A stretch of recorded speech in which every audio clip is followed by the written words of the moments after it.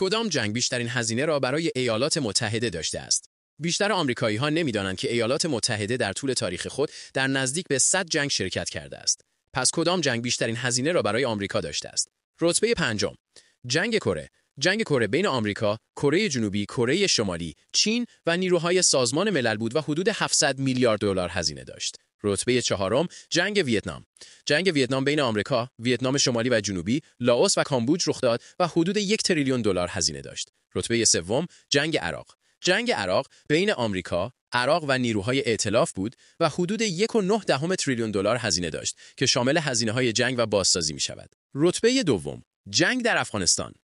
جنگ افغانستان بین آمریکا، افغانستان و متحدان ناتو بود و بیش از 2.2 تریلیون دلار هزینه داشت که بازسازی را هم در بر می‌گیرد.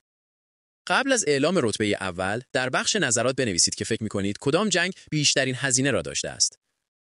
رتبه اول، جنگ جهانی دوم. در جنگ جهانی دوم، آمریکا علیه آلمان نازی، ژاپن امپراتوری و ایتالیای فاشیست جنگید و این جنگ حدود 4.1 تریلیون دلار هزینه داشت که هزینه‌های بازسازی را نیز شامل می‌شود.